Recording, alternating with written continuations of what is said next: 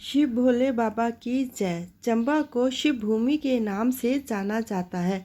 मानता है कि भगवान शिव इन्हीं पहाड़ों में निवास करते हैं। हिमाचल की पीर पंचाल की पहाड़ियों के पूर्वी हिस्से में तहसील भरमौर में स्थित है प्रसिद्ध मणिमहेश तीर्थ। हिमाचल के चंबा शहर से करीब 82 किलोमीटर की दूरी पर बने मणिमहेश में भगवान भोले मणि के रूप में दर्शन देते हैं। इसी कारण इसे मणिमहेश कहा जाता है। ये कैलाश पर्वत मणिमहेश कैलाश के नाम से भी जाना जाता है। मानता है कि भगवान शिव इन्हीं पहाड़ों में निवास करते हैं। कहते हैं भगवान शिव ने यहीं पर सदियों तक तपस्या की थी। इसके बाद ये पहाड़ रहस्यमयी बन गया। मणिमहेश यात्रा कब शुरू हुई इसके बारे में अलग अलग विचार हैं, लेकिन कहा जाता है कि जहाँ पर भगवान शिव ने कई बार अपने भक्तों को दर्शन दिए हैं। 13,500 फीट की ऊंचाई पर किसी प्राकृतिक झील का होना किसी दैवीय शक्ति का प्रमाण है। भगवान शिव ने की थी पर्वत की रचना, चलिए जानते हैं। मणिमहेश नाम का पवित्र सरोवर है जो समुद्र तट से लगभग 13,500 फीट की ऊंचाई पर स्थित है। इसी सरोवर की पूर्व की दिशा में है वह पर्वत जिसे कैलाश कहा जाता है। मानता है कि देवी पार्वती से विवाह करने के बाद भगवान शिव ने मणिमहेश नाम के इस पर्वत की रचना की थी। मणिमहेश पर्वत के शिखर पर भोर में एक प्रकाश उभरता है जो तेजी से पर्वत की गोद में बनी झील में प्रवेश कर जाता है।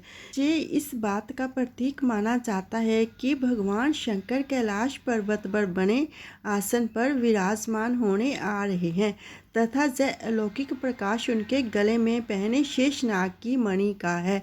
इस दिव्य अलौकिक दृश्य को देखने के लिए यात्री अधिक सर्दी के बावजूद भी दर्शनों के लिए बैठे रहते हैं। चलिए जानते हैं 84 मंदिर के बारे में। कहा जाता है कि भरमौर का नाम पहले ब्रह्मपुरा नाम हुआ करता था। इस दौरान माता भरमानी का मंदिर भी 84 परिसर में ही था। 84 में ही माता का वास हुआ करता था। ऐसे में 84 परिसर में रात के समय पुरुषों के विश्राम को निषेध किया गया था। इस दौरान 84 सिद्धों का एक दल पवित्र मणिमहेश यात्रा पर जा रहा था। यात्रा पर आगे बढ़ने से पूर्व धीरे धीरे अंधेरा होने लगा। ऐसे में 84 सिद्धों ने 84 में समतल स्थल होने की सूरत में रात यहीं पर ही रुकने का निर्णय लिया। जैसे 84 सिद्धों ने 84 परिसर में रात के समय प्रवेश किया तो इससे माता भरमानी क्रोधित हो उठी। माता भरमानी उन 84 सिद्धों को श्राप देने लगी तो 84 सिद्धों के मुखिया जो कि स्वयं भगवान शंकर थे आगे बढ़े। भगवान शंकर को देखकर माता भरमानी का क्रोध शांत हो गया। माता भरमानी ने भगवान शंकर से क्षमा मांगी और साथ ही 84% में रात के समय पुरुषों के आगमन निषेध होने की बात कही।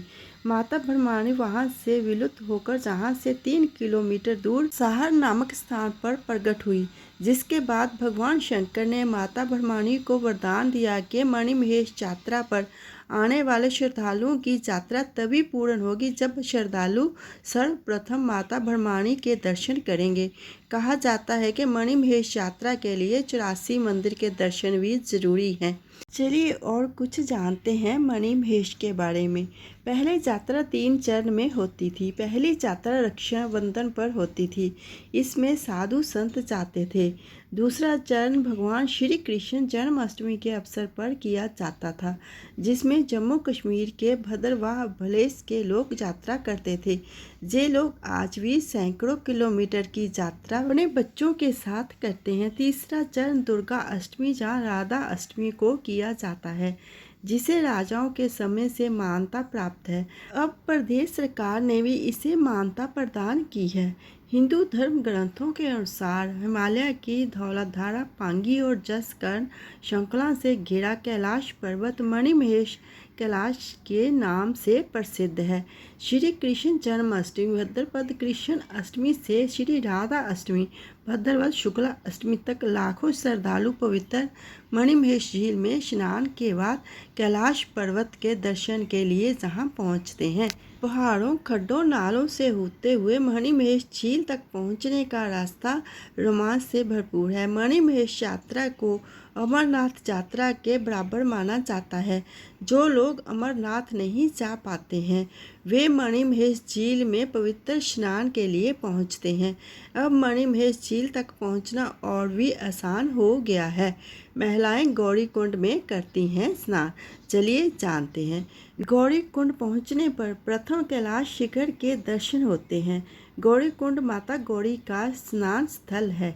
यात्रा करने वाली महिलाएं जहां स्नान करती हैं, जहां से करीब 1.5 किलोमीटर की सीधी चढ़ाई के बाद मणिमहेश झील तक पहुंचा जाता है।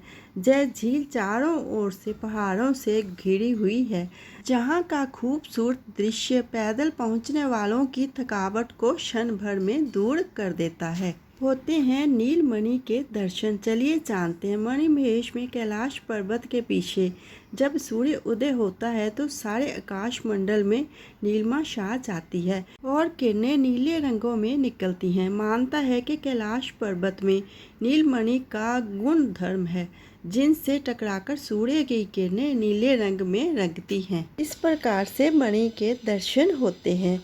फ्रेंड्स, अगर आपको मेरी वीडियो अच्छी लगे लाइक करना, शेयर करना। जो मेरी वीडियो पर पहली बार आए हैं प्लीज़ वो मेरे चैनल को सब्सक्राइब कर देना।